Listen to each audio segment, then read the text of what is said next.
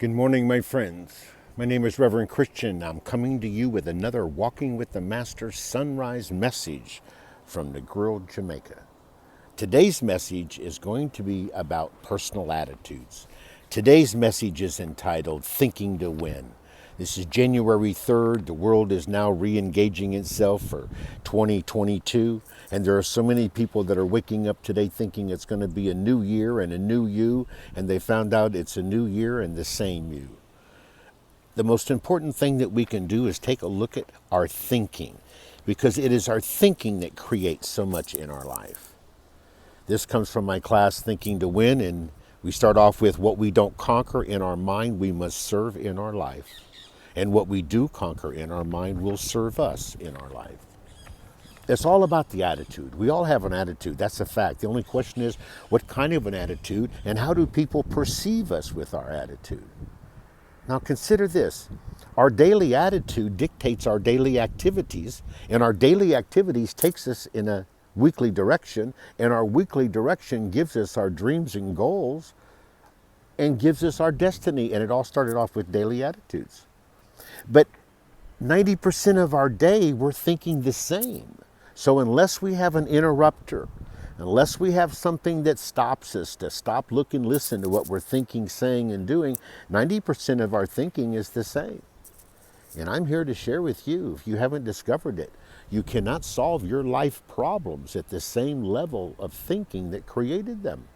And problems left alone magnify, they don't diminish. So here's something about our attitude.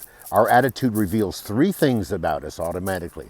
Number one, our attitude today reveals how we feel about our past. And I can only encourage you to let your past serve you, not rule you. Let the mistakes you made turn out to be the lessons you've learned. Let your past serve you, not rule you. So the first thing is your attitude shows how you feel about your past. Second thing is your attitude shows how you feel about your future. People don't wake up out of bed all fired up and turned on just to pay off their lousy bills. They don't wake up all fired up and turned on to build a life that's not planned and imagined. So how you feel about your future impacts your daily attitude. So my advice is, let your future pull you, not scare you. Let it excite you, not bore you. And the third thing that reveals our attitude is how we feel about each other. Our attitude is revealed in how we feel about our society. We can become a pessimist or an optimist. How we feel about our family. We can become cynical or blessed. And how we feel about our friends. Because it is our friends that either create, I call it the friend-enemy approach. I've never known an enemy, but some friends have turned into be what's called friend enemies, right? Okay? So now what I'm here to share with you is how do we affect our attitude? Now, you can judge the character of people by how they treat those who can do nothing for them. So be aware of your attitude, because everyone else is. Let me give you a statement from William James. Men and women alone of all the creations on earth can change their own lives. Men and women alone are the architects of their own future. And the greatest discovery in our generation is that men and women, by changing the inner attitudes of their minds, can change the outer aspects of their lives. This is the best part about this. But here's the secret. If we alter and improve our inner attitudes, we can alter and improve our life. And that is really what it's all about. Remember, what you don't conquer in your mind, you must serve in your life.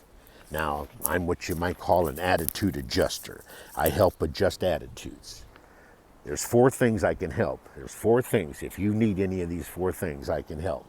Number 1, if you need to reconcile your past and make a better now, I can teach you the 5 Ds. How to discipline your disappointments daily before they diminish your dreams. Number 2, if you need to change course in your life now and avoid a midlife crisis, I'll show you how to make a midlife correction. I've already gone through that in my life.